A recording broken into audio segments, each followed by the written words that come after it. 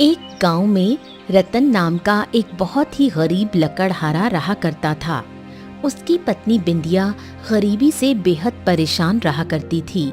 शादी को कई साल बीत चुके थे, लेकिन रतन और बिंदिया की कोई संतान नहीं हुई थी। इसी उदासी से एक दिन रतन जंगल में लकड़ियां काटते हुए अपने आप से बोला, अरे थक गए रे, वही जिंदगी भर की थकान, वही उदास सा दिन।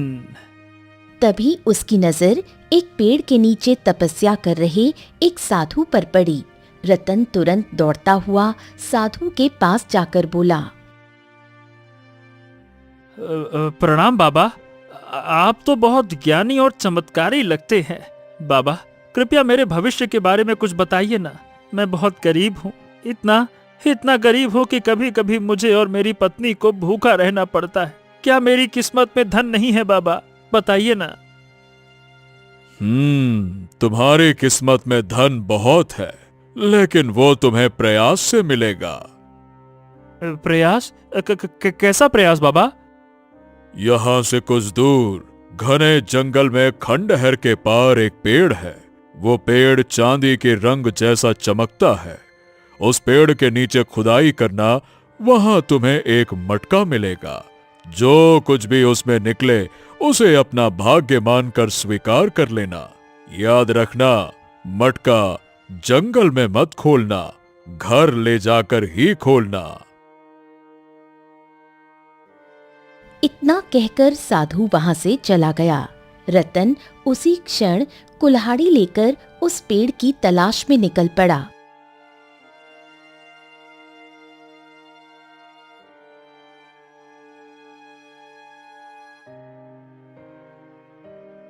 काफी तलाश के बाद रतन को एक खंडहर दिखाई दिया। रतन जैसे ही उस खंडहर के अंदर गया तो उसने स्वयं को एक और जंगल में पाया, जहां एक पेड़ था जिस पर सूरज की किरणें पड़ रही थीं और वो चांदी जैसा चमक रहा था। रतन ने वहीं खुदाई शुरू कर दी और जल्द ही उसे एक मटका मिल गया। वो उसे लेकर घर लौट आया। मटके को देखकर उसकी पत्नी बिंदिया उससे बोली, ये क्या है? कहाँ से लाए हो? रतन अपनी पत्नी को सारी घटना बताते हुए बोला, ऐसा हुआ और साधु बाबा ने कहा था कि इसको घर ले जाकर ही खोलना बिंदिया। रतन और बिंदिया ने मिलकर मटके के ढक्कन को खोल दिया, लेकिन जो निकला उसने दोनों को हैरान कर दिया। ये क्या? हमें तो लगा था मटके से सोना चांदी निकलेगा, लेकिन इसमें तो कोई बच्चा है और देखो ये जिंदा है, जैसे कुछ देर पहले ही जन्मा हो। अरे लेकिन बिंदिया, ये सोचो कि ये कैसे संभव है कि ये बच्चा जिंदा है। ये कैसे? मटका जमीन में गड़ा हुआ था और ये बच्चा इस मटके में कैसे आया? वाकई में जरूर कोई बड़ा रहस्य है। अचानक बच्चा रोने लगा। हमें इस बच्चे से क्या? हमारे पास खुद खाने को नहीं है, हम इस बच्चे को कैसे पाल सकते हैं? अरे बिंदिया, कुछ दिन पहले तुम संतान न होने की वजह से रो रही थी, तो हो सकता है भगवान ने हमारी सुन ली हो और भेंट के रूप में ये बच्चा दे दिया हो। अरे चलो भाग्यवान, अब इसको पालते हैं, बड़ा होकर यही तो हमारा सहारा बनेगा। बिंदिया ने रतन की बात मान ली। उन्होंने बच्चे का नाम रखा आदित्य। समय बीतता गया और देखते ही देखते आदित्य 20 वर्ष का हो गया। एक दिन रतन जंगल से लकड़ियां काटकर घर लौटा तो बिंदिया उससे बोली, आप कब तक ये लकड़ियां काटते रहेंगे? आदित्य अब 20 वर्ष का हो गया है, उसे अब काम पर लगाना चाहिए। हाँ, तुम ठीक कहती हो, आज मैं उससे बात करूंगा। वैसे आदित्य कहाँ है? आपको तो पता है, आपका बेटा दिन भर जंगल में न जाने क्या करता रहता है, शाम तक लौटता है। इस उम्र में जहाँ लड़कों के बहुत दोस्त होते हैं, उसका कोई दोस्त नहीं। रतन ये सुनकर गहरी सोच में डूब गया। तुम ठीक कह रही हो, आज मैं उससे पूछूंगा कि उसके मन में आखिर क्या चलता रहता है। इस उम्र में ऐसे अकेले जंगल में घूमना ठीक नहीं है। तभी वहां गांव के चौधरी की बेटी लाली आ गई। चाचा जी, आदित्य घर पर है क्या? तू तो जानती है बेटिया कि आदित्य दिन भर जंगल में रहता है।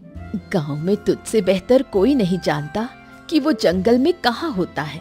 जा, तू ही खोज ला उसे।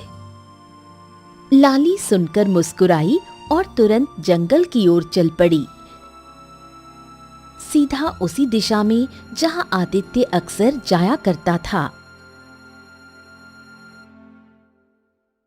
इधर जंगल के एक तालाब के किनारे घने पेड़ों की झाड़ियों में आदित्य बहुत ही गौर से कुछ देख रहा था।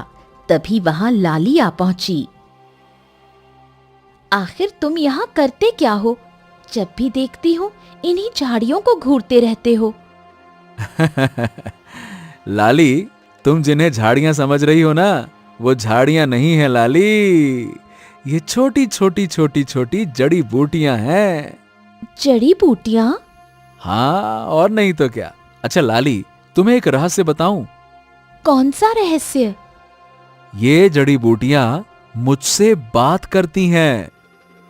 लाली ये सुनकर हंस पड़ी। तुम और तुम्हारी बातें, आदित्य तुम ही जानो। ओहो, पूरे गांव में सिर्फ तुम ही तो मेरी एक सच्ची दोस्त हो। सिर्फ तुम्हें ही पता होता है कि मैं जंगल में कहां होता हूं, वरना कोई मुझसे दोस्ती नहीं करता। आदित्य, तुम ही किसी से दोस्ती नहीं करना चाहते। बचपन से देख रही हूँ, हमेशा इसी जंगल के इसी हिस्से में आकर घंटों बैठे रहते हो। ऐसा क्यों? आदित्य कुछ कहने ही वाला था कि तभी पूरे जंगल में शेर की भयंकर दहाड़ गूंज उठी। ए लाली, हमको यहाँ से अब चलना चाहिए। यहाँ आसपास पक्का कोई शेर है। अरे मैं अकेले होता तो कोई बात नहीं थी, लेकिन मैं तुम्हें किसी भी खतरे में नहीं डाल सकता। चलो चलो चलो, अरे जल्दी करो, चलो चलो चलो चलो।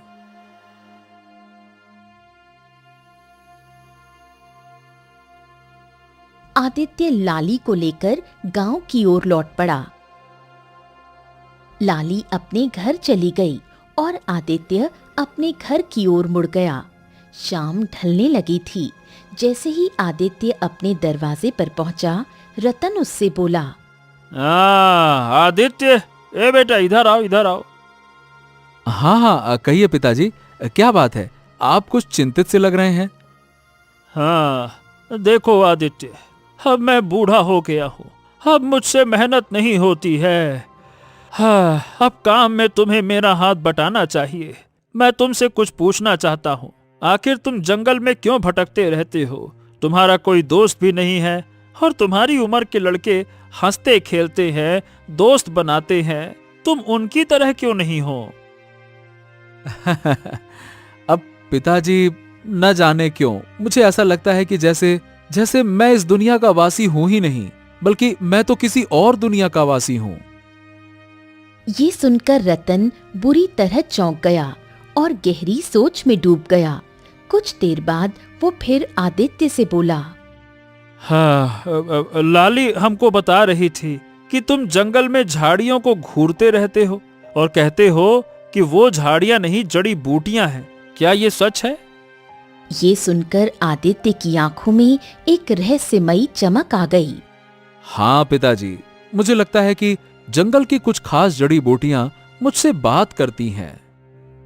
तभी अंदर से बिंदिया बाहर आ गई।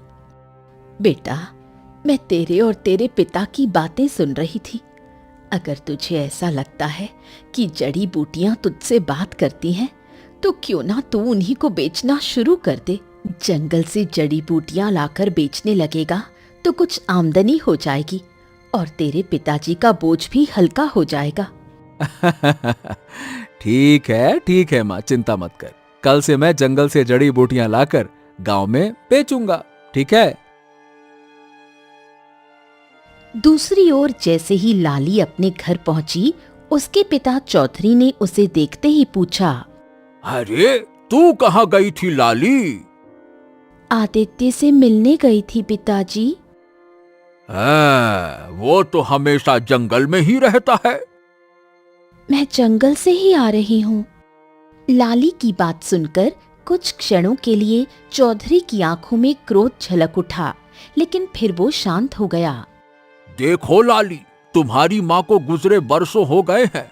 मैंने तुम्हें माँ और पिता दोनों का प्यार देने की कोशिश की है। मैं तुम्हारी आंखों में दुख नहीं देख सकता। मैं कुछ समझी नहीं पिताजी। लाली, मैं जानता हूँ कि तुम मन ही मन आदित्य को पसंद करती हो, ये जानते हुए भी कि आदित्य एक सामान्य सा गरीब लकड़हारे का लड़का है। आदित्य में कोई बुराई नहीं है, और आप ऐसा क्यों कह रहे हैं कि वो सामान्य नहीं है?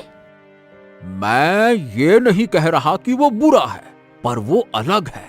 बचपन से आज तक मैंने उसे जंगल में ही भटकते देखा है। ना उसका कोई दोस्त है, ना कोई काम धाम करता है, बस जंगलों में भटकता है। ऐसा लगता है जैसे जंगली इंसान हो। तो आप मुझसे क्या चाहते हैं पिताजी? अरे बेटा लाली, मैं ये चाहता हूं कि अगर वो औरों जैसे होता तो मुझे कोई ऐतराज नहीं होता। लाली की आंखों से आंसू बहने लगे। ठीक है पिताजी, अब मैं आदित्य से नहीं मिलूंगी। अच्छा, एक बात बता, आखिर आदित्य जंगल में क्या करता है, बता। वो झाड़ियों को देखता रहता है और कहता है कि वो झाड़ियां नहीं, जड़ी बूटियां हैं। वो कहता है कि वो उससे बात करती हैं। अच्छा, मतलब उसे जड़ी बूटियों का ज्ञान है। तो फिर तो उसे गांव के उन बीमार लोगों की मदद करनी चाहिए ना, जो महामारी की वजह से गांव में पीड़ित हो गए हैं। हो सकता है उसकी जड़ी बूटी महामारी में काम आ जाए।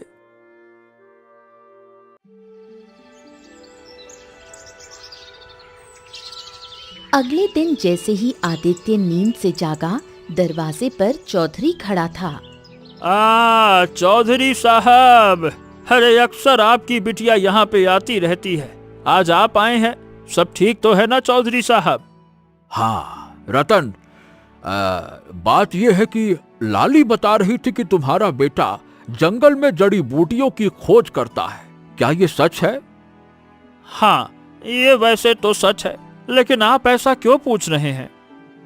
रतन, देखो, तुम और तुम्हारी पत्नी वर्षों पहले गांव में आकर बसे थे, लेकिन तुम लोगों ने गांव वालों से कोई भी मतलब नहीं रखा। इसीलिए तुम जानते ही नहीं कि आखिर गांव में चल क्या रहा है।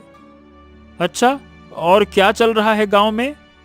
देखो, गांव में एक भयंकर महामारी फैल चुकी है और अब तक 5 लोग इसकी चपेट में आ चुके हैं और 3 तो स्वर्ग सिधार चुके हैं।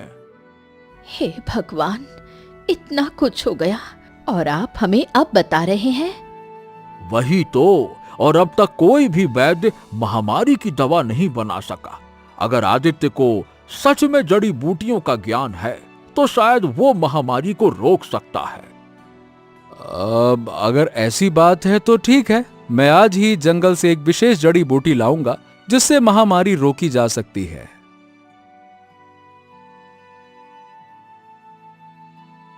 आदित्य जंगल की ओर निकल पड़ा। झाड़ियों के बीच बहुत ध्यान से देखने लगा।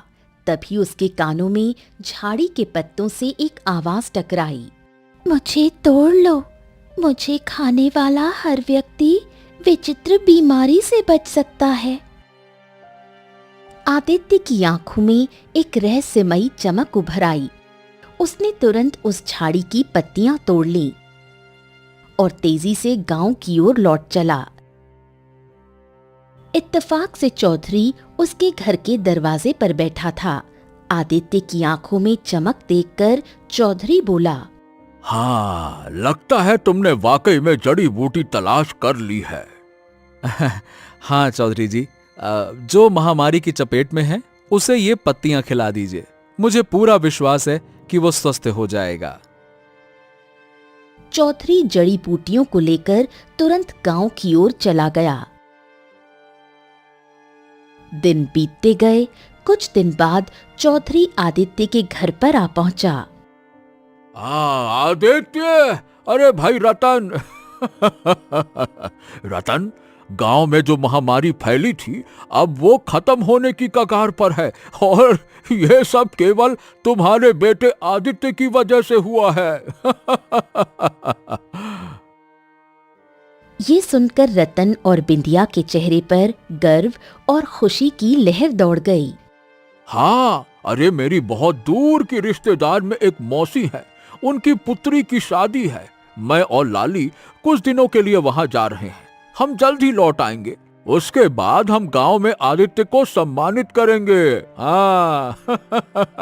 चलो भाई, राम राम। इतना कहकर चौधरी वहां से चला गया। इधर दूसरी ओर जंगल में आदित्य अकेला बैठा था। तभी एक दर्द भरी स्त्री की आवाज उसके कानों में गूंजी। बचाओ, कोई है, बचाओ। आदित्य चौंक कर इधर उधर देखने लगा। उसकी नजर एक पेड़ के नीचे पड़ी हुई एक वृद्ध स्त्री पर पड़ी, जो दर्द में कराह रही थी। हाँ, अरे कौन हो तुम, और क्या हुआ है तुम्हें? मैं जंगल में लकड़ियां काटने आई थी। अचानक मेरे पैर में मोच आ गई और मुझसे उठा नहीं जा रहा। मेरा पैर बहुत दर्द कर रहा है। चिंता मत करो, मैं अभी तुम्हारे पैर की मोच को सही कर देता हूं। रुको रुको रुको। इतना कहकर आदित्य ने एक पेड़ का पत्ता तोड़ लिया और उसे पीसकर उस बूढ़ी औरत के पैर पर जैसे ही लगाया, वो उठकर खड़ी हो गई। तुमने तो चमत्कार कर दिया। मेरे पैर की मोच इतनी जल्दी सही हो गई। बूढ़ी औरत ने इतना कहा ही था कि तभी अचानक झाड़ियों से एक भयंकर शेर निकलकर आदित्य पर झपट पड़ा। आदित्य ने बिना समय गंवाए बिजली सी फुर्ती से शेर से अपने बचाव के लिए उस पर वार कर दिया। आदित्य के हाथ जख्मी हो गए और खून बहने लगा, मगर शेर अचानक बुरी तरह डर गया और भाग गया। मगर अगले ही पल रंग बिरंगी किरणों से आदित्य के हाथ का जख्म सही हो गया। ये कैसे हो सकता है? मेरा जख्म खुद ब खुद कैसे भर गया? बूढ़ी औरत ये देखकर बुरी तरह से डरती हुई बोली, ये कैसे हो सकता है? जख्म अपने आप कैसे ठीक हो गया? कौन हो तुम? मैं खुद बहुत ज्यादा हैरान हूं कि मेरा जख्म अपने आप कैसे सही हो गया। तुम कोई इंसान नहीं हो सकते। इंसान के जख्म अचानक से सही नहीं हुआ करते। तुम जरूर कोई मायावी इंसान हो। नहीं, मैं तो एक साधारण लकड़हारे का पुत्र हूं और एक आम इंसान हूं। नहीं, मैं नहीं मान सकती। अगर तुम्हारे पिता वास्तव में एक लकड़हारे हैं, तो तुम उनके पुत्र नहीं हो सकते।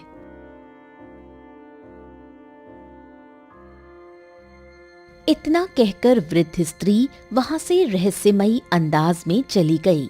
आदित्य वहीं खड़ा रह गया।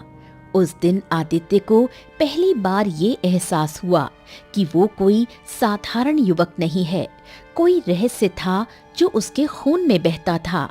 कुछ देर बाद जब आदित्य घर लौटा तो उसने देखा उसकी माँ बिंदिया जोर जोर से खांस रही थी और रतन चारपाई पर पड़ा कांप रहा था।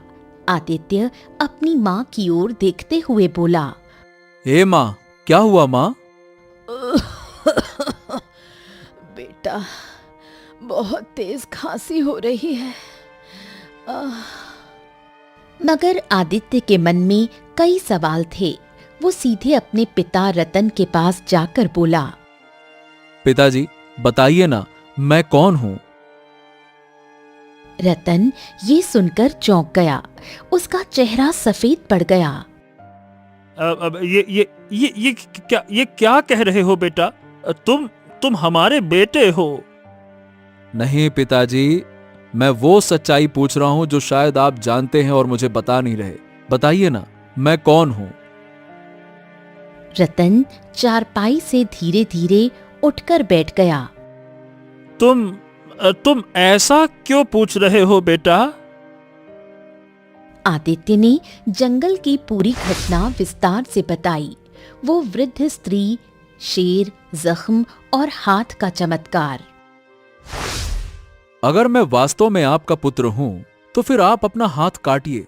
अगर आपका जख्म खुद ब खुद भर जाएगा तो मैं विश्वास कर लूंगा कि मैं आपका बेटा हूं। चलिए काटिए। रतन के पास अब सच्चाई छिपाने का कोई रास्ता नहीं बचा था। वो बिंदिया की ओर देखने लगा। रतन एक पुराने कमरे में गया और बहुत पुराने बक्से में से वही मटका निकाल कर ले आया जिसे उसने वर्षों से छिपा कर रखा था, और सारी घटना अपने बेटे आदित्य को बताते हुए बोला। बेटा, ये मटका जंगल के उस हिस्से से मिला था जहाँ चांदी की चमक वाला पेड़ था। हमने सोचा था कि इस मटके में धन होगा, मगर जब खोला तो उसमें से तू निकला बेटा, तू। ये सुनकर आदित्य चौंक गया। बस तब से हमने तुझे अपने बेटे की तरह पाला। हमने कभी तुझे अपने से अलग नहीं समझा। अगले ही पल रतन को भी जबरदस्त खांसी उठने लगी। वो गिर पड़ा। आदित्य अपने सारे सवाल भूल गया और बोला, अरे पिताजी, अचानक से ये क्या हो गया आपको पिताजी?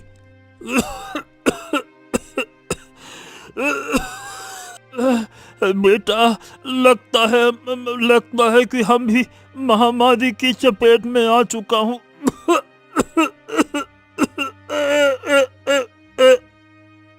इतना कहकर रतन ने दम तोड़ दिया। तभी आदित्य की माँ बिंदिया भी तेजी से खांसने लगी और कुछ ही देर में बिंदिया की भी सांसें थम गईं। पिताजी!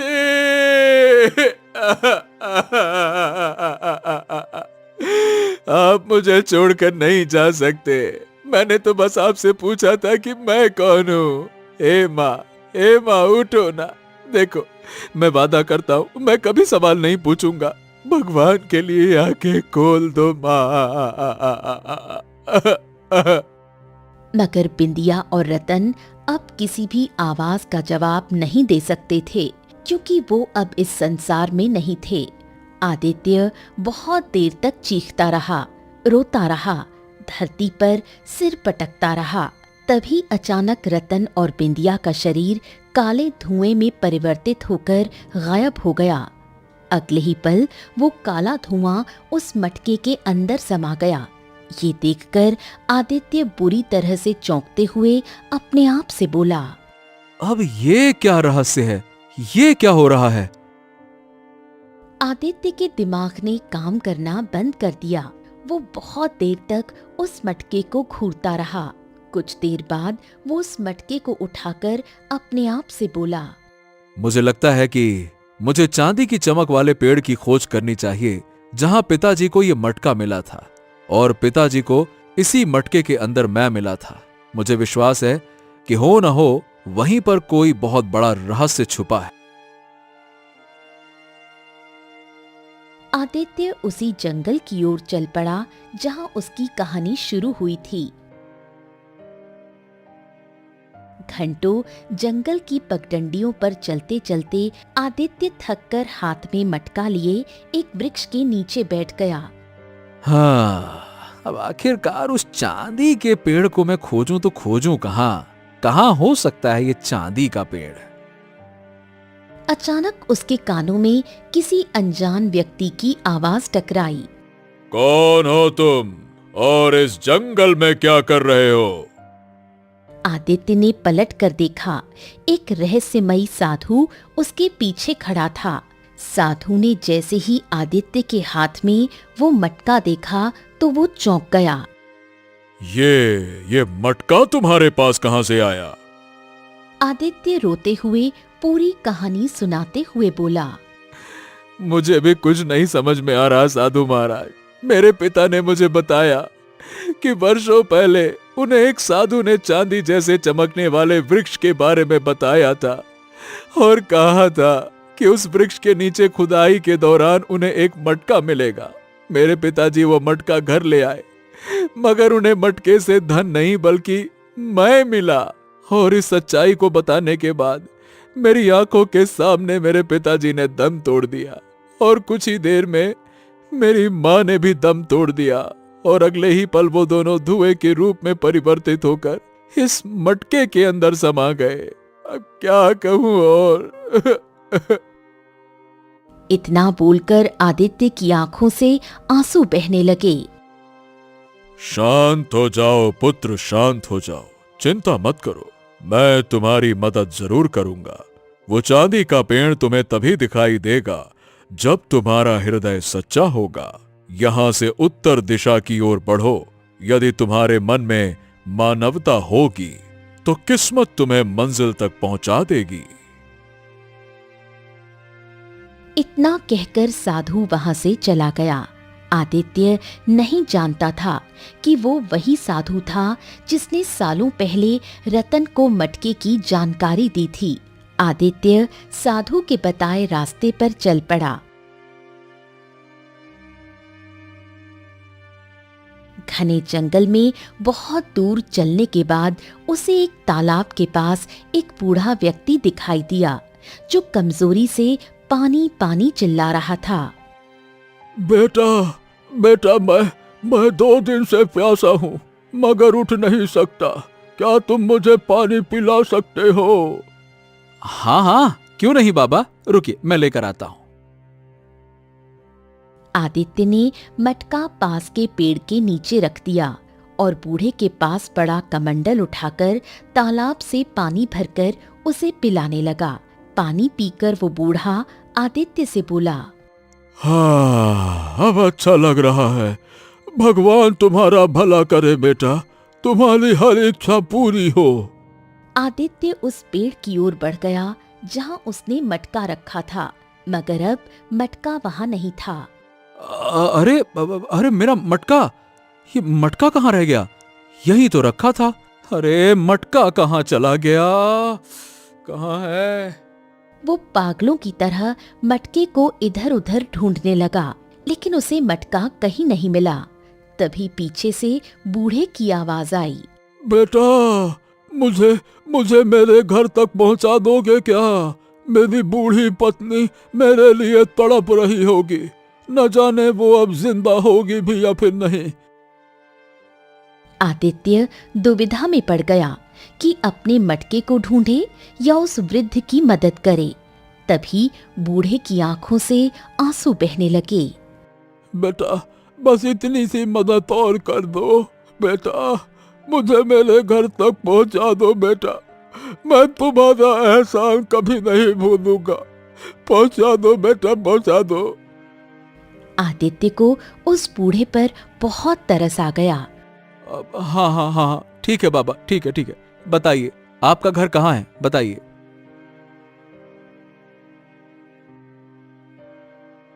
बूढ़ा उसे जंगल की गहराइयों में बने एक खंडहर के सामने बनी हुई एक झोपड़ी तक ले गया। झोपड़ी के भीतर एक बूढ़ी स्त्री, जो उस बूढ़े व्यक्ति की पत्नी थी, दर्द से करहा रही थी। कहाँ थे तुम? मुझे लगा था तुम्हें देखे बिना मेरी आंखें बंद हो जाएंगी। अरे ऐसा मत कहो, तुम्हें अभी बहुत जीना है। ये भी कोई जीना है? बरसों पहले उन अत्याचारियों ने हमारा बेटा हमारी आंखों के सामने हमसे छीन लिया। अगर मुझे पता होता कि वो जो वस्तु लाया था वही उसकी मौत बन जाएगी तो मैं उस वस्तु को खुद तोड़ देती। बूढ़ा फूट फूट कर रोने लगा। तभी बूढ़ी स्त्री की नजर आदित्य पर पड़ी। ये कौन है? इसकी शक्ल तो उसी से मिल रही है जिसने बरसों पहले हमारे बेटे को मारा था। नहीं, ये वो नहीं है। इस बेचारे ने तो हमारी मदद की है। जब मैंने इसे जंगल में पहली बार देखा था तो मैं भी चौंक गया था, लेकिन फिर मन में ख्याल आया कि हमारे बेटे को बरसों पहले जिसने मारा था वो अब बूढ़ा हो चुका होगा। ये बेचारा कोई और है। इतना कहकर बूढ़ा फिर से खांसने लगा।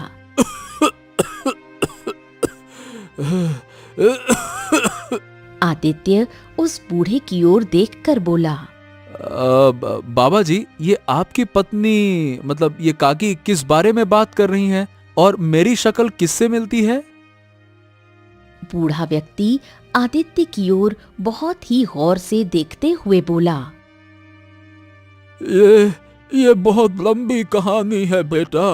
बरसों पहले हमारे पुत्र अशोक को जिस राजकुमार ने हमारी आंखों के सामने बड़ी बेदर्दी से मार दिया था, उसकी शक्ल तुमसे बहुत मिलती है, मगर मैं जानता हूँ कि तुम वो नहीं हो सकते, क्योंकि हमारे पुत्र को मरे हुए बरसों हो चुके हैं। अब तो वो राजकुमार भी बहुत बूढ़ा हो चुका होगा।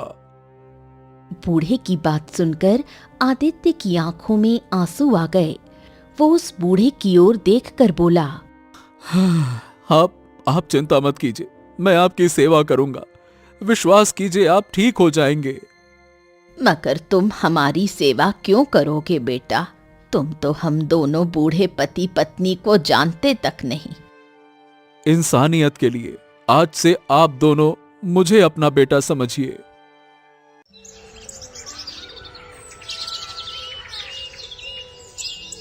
उसी दिन से आदित्य एक बेटे की तरह उस बूढ़े व्यक्ति और उसकी पत्नी की सेवा में लग गया।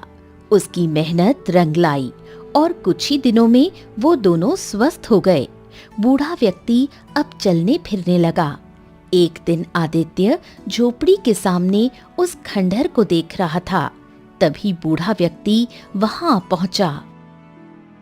बाबा, ये खंडहर बड़ा ही प्राचीन नजर आता है। हाँ, सब कुछ इसी खंडहर की वजह से हुआ था बेटा। इसी खंडहर ने ही हमसे हमारा बेटा छीन लिया था। क्या मतलब है आपका? बेटा, वर्षों पहले हमारा बेटा अशोक, एक दिन वो इस खंडहर के अंदर गया और उसने खुद को एक जंगल में पाया, जहां एक चांदी जैसा चमकता बड़ा पेड़ खड़ा था।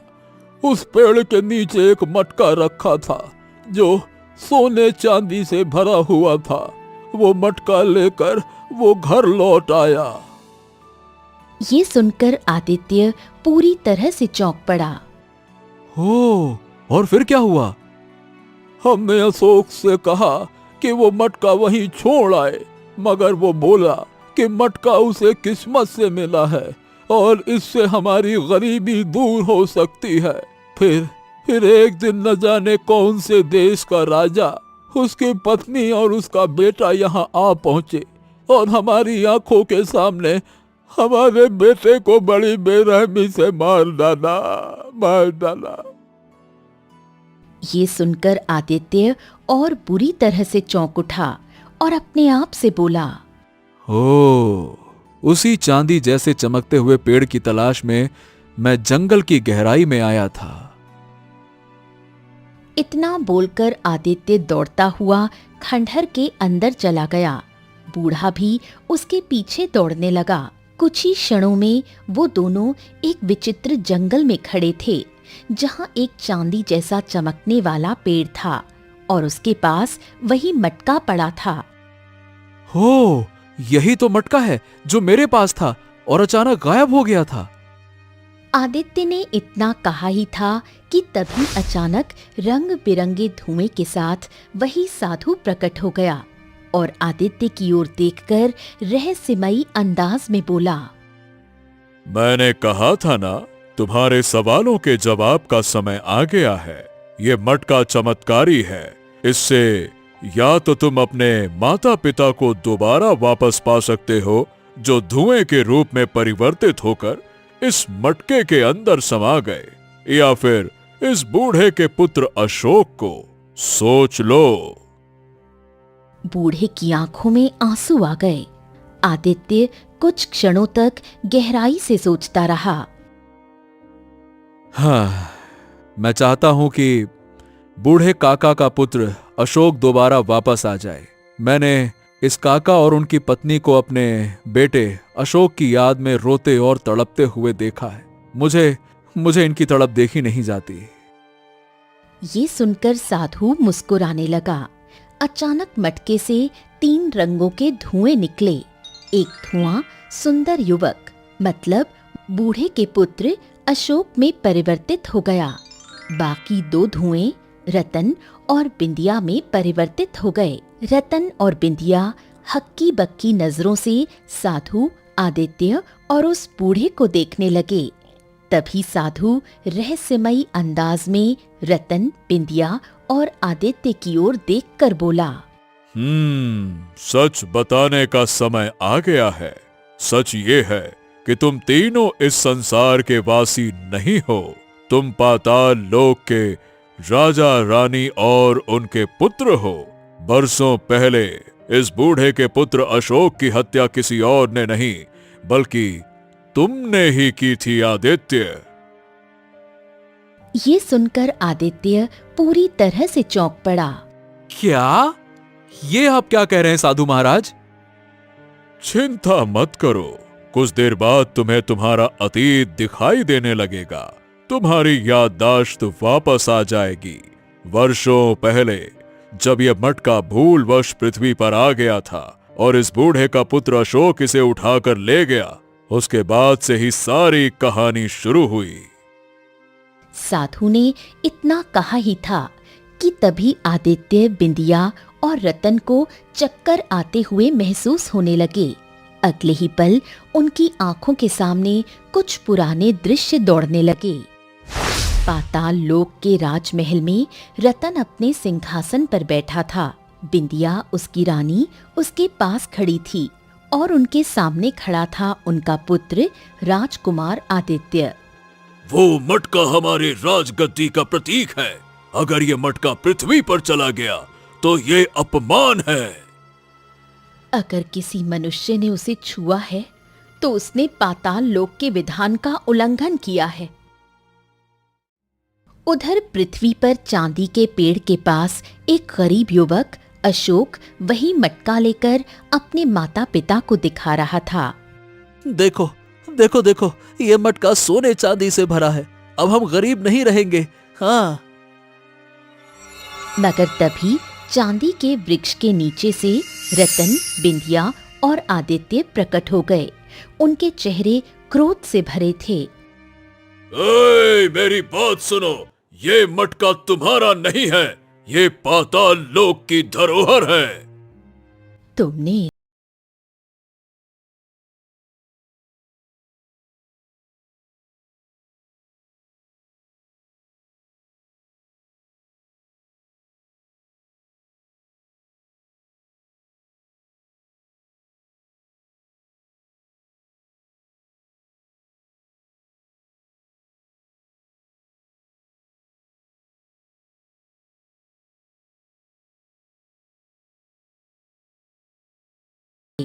तभी वहां साधु प्रकट हो गया।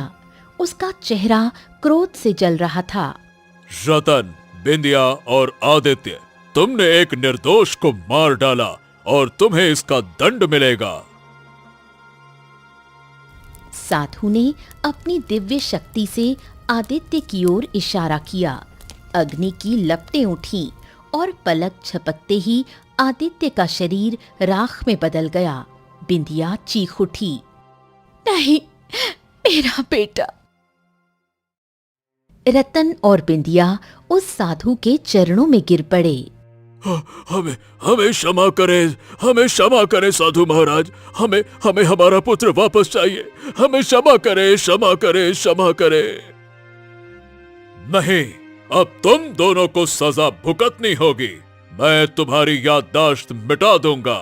तुम दोनों पृथ्वी पर साधारण मनुष्यों की तरह रहोगे, गरीबी में जीवन बिताओगे और तेरा पुत्र आदित्य जब इस मटके में दोबारा जन्म लेगा तब तू एक लकड़हारा होगा और नियति तुझे मेरे पास ले आएगी। तू अपनी गरीबी की चर्चा मुझसे करेगा और मैं तुझे इस मटके के बारे में बताऊंगा। इस मटके के अंदर दोबारा जन्मा आदित्य निकलेगा। वो तेरा ही पुत्र होगा। लेकिन तुम दोनों की बदकिस्मती होगी कि तुम दोनों नहीं जानते होगे और जब वो बड़ा होगा तब एक दिन वो खुद ब खुद सच्चाई जानेगा और अगर उसमें इंसानियत बची रही तो शायद तुम्हारा पुनर्मिलन हो सकेगा। अचानक रतन और बिंदिया बाहर से गायब हो गए और वो मटका जमीन के अंदर समा गया। तीनों की आंखें फिर से खुल गईं। उन तीनों की याददाश्त लौट आई। हाँ, मुझे सब कुछ याद आ गया। मुझे सब कुछ याद आ गया। बिंदिया, ये हमारा ही बेटा है बिंदिया। और मुझे भी। आदित्य बेटा, तू? पिताजी, माताजी। साधु की आंखों से रंगीन किरणें निकलीं और तीनों के वस्त्र राजसी हो गए। अब पाताल लोक में लौट जाओ। चांदी के वृक्ष के नीचे से द्वार खुलेगा, मगर ध्यान रहे अब पृथ्वी पर दोबारा मत लौटना। साधु वहां से विलीन हो गया। चांदी के पेड़ के नीचे से पाताल लोक का द्वार खुला और तीनों, आदित्य, रतन और बिंदिया, उसके अंदर प्रविष्ट हो गए। उधर बूढ़े और उसकी पत्नी के पास उनका पुत्र अशोक लौट आया था। उनका जीवन फिर से पूर्ण हो गया।